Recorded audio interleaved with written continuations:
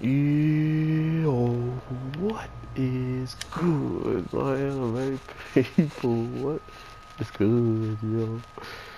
So, Sword Art Online. Sword Art. Um, this was a weird start to this battle. I think it was really good, but at the same time, I think it's one of the worst showcases of a defensive front ever. Like, this is atrocious how trash this front line is. I mean, to be fair, they're missing a lot of their key, a lot of knights that should be on the front lines and stuff like that. And the other thing is, I think some of them are still injured from fighting with Kimito and all them too, so it doesn't help that that's also something that kind of hit them hard. And that's another reason why they are attacking, or that the Dark Continent has confidence, is because they know the main person that even kind of set all this in motion, who kind of was capable of making this happen, is been taken out by someone on over there, the pontiff. They're just like, okay, we got this. This is an easy slap. And then not only that, they then awaken some heroes of legends, and they're joining the fight. So it's like there's not a lot of bad in their mind going into this fight. So that's what's really, really cool about what I'm about to say now, when it comes down to this giant ogre who lives his life, his day-to-day life and day-to-day living style, with all these other giants and stuff. And he literally looks in the eye of death. And in the eye of death, what did his body do? It buckled under the pressure. It fell, and it tired out. It got scared. It didn't just keep marching. It literally felt what actual true terror was.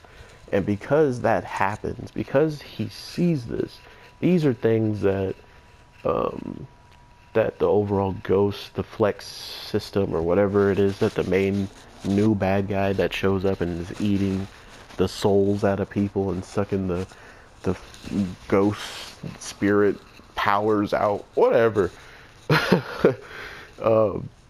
That whole entire thing is what gives me the notion of, he could wind up go on this battlefield and become stronger than he already is once he lands on the battlefield, simply because of that trope, simply because he can just steal and steal and steal. So we have this weird overall conflict of a giant literally being scared and doing something out of his program with that flux, that same kind of ghost essence spirit game thing that they all exist, and it tweaks him out, because it's not anything he's ever experienced.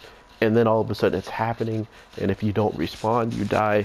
If you do respond, you're probably going to die, because that's why you're so scared, because you saw how strong it was. All of those things go through his mind, and for some reason, like we saw last week or 2 weeks ago, yeah, last week, we see that the guy who lost the girl that he wanted to marry, and he found out that she literally, not only did she like lose her life, I think the guy froze her head or something and showed her head, like so dark. And that was 2 weeks ago. Holy crap! So with that being done, it tweaked out someone else to this point of gaining an immense amount of strength, power, and all this stuff, and still nothing coming out of it going against that guy. So instead of that happening, we see that same exact thing pretty much popping off, but it going against people who don't have as much powers and overall strength, like the new guys that just arrived here. It shows us what that looks like if it charges against people who could be easily broken in general. And what happens?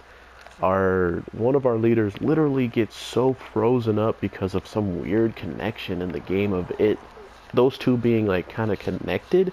Like you're the reason why my stuff is messing up. So now we're like interface connected for some reason.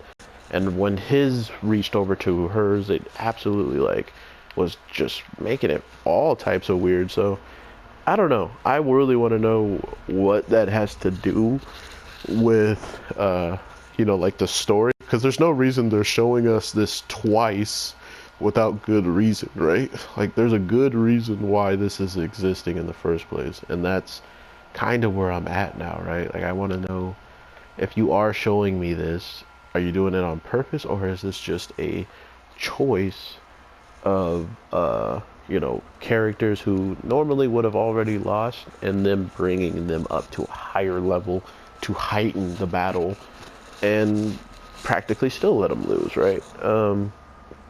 So yeah, let me know what you guys are feeling on that.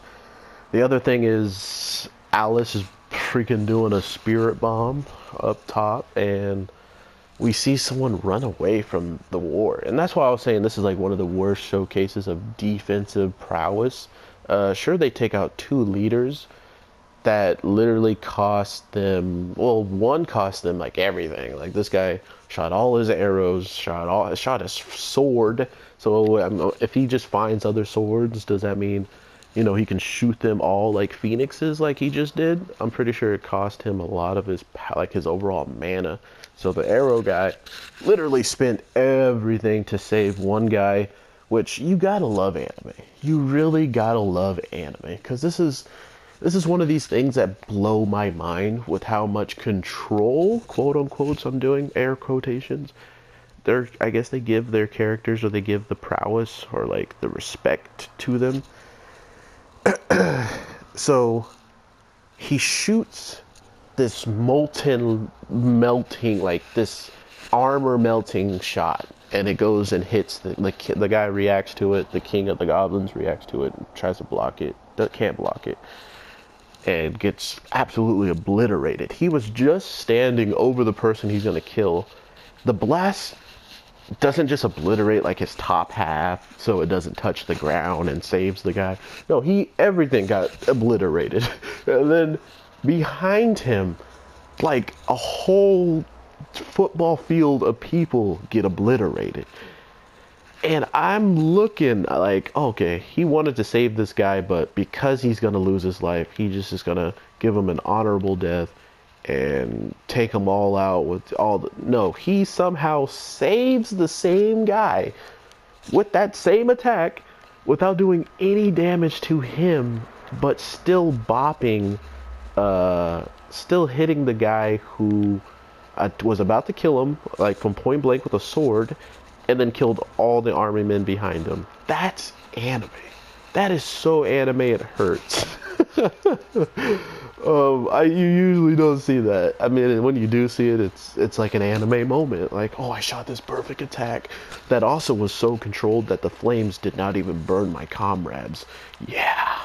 Like, all right, well, do that again, because there's millions of swords from all your other dead comrades that you didn't want to help out the same way you just helped him.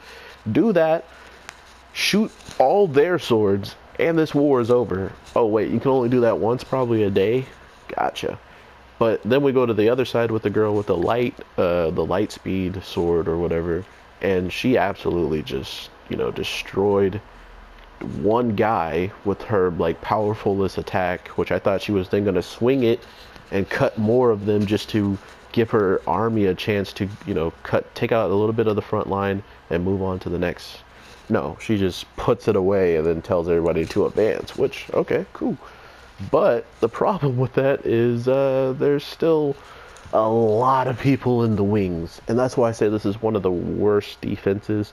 Our archer guy literally almost died. It took a peasant level character to show up and be like, oh, get off of him, for him to understand that he should probably go a little bit harder. Not only does he just scream and get 2 little ogres off of his legs that were holding him down from helping or fighting, he then melts them because his flame is all around his body, which he should just have at all times. I guess it probably would burn him out quicker.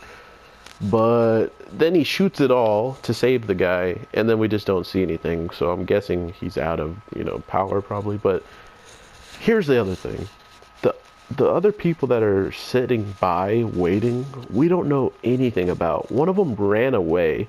Another one, we have no idea what she can do. And then the ice captain, we only saw a little bit of what he would do, and it seemed like he was holding back against the kid because he didn't want to take the kid's life. So there's all those different things out there that they're unknown. And then there's Alice, which, you know, it seems like she's weak. She says she's weaker than she used to be, so there's that. It just doesn't look good. And Kimito's still in a coma. There's the two little girls that I was talking about might be like KO'd. They're not KO'd, and they just leave the girl that we know nothing about. They just walk away from her army and just like, okay, well, Kimito the traitor's here, and then they look at each other, smile, and then they go and leave. That's all that's all we know. So yeah, it's really, really bad. And I mean, really bad in the case for our heroes, because not only is it bad for them, it literally took a lot out of them to kill these first leaders and like first little hordes, which is still going on. But then there's 4 leaders, 5 leaders, not to mention 2 very ridiculously overpowered people in the back of this army waiting in the wings. Yeah, I can't wait to see how it all goes down. Duh. With all that being said, though, I will talk to you guys in the next one. Have an amazing day, night, evening, whatever the case may be. I am your boy, the Anime G, and I will definitely talk to you later. Peace.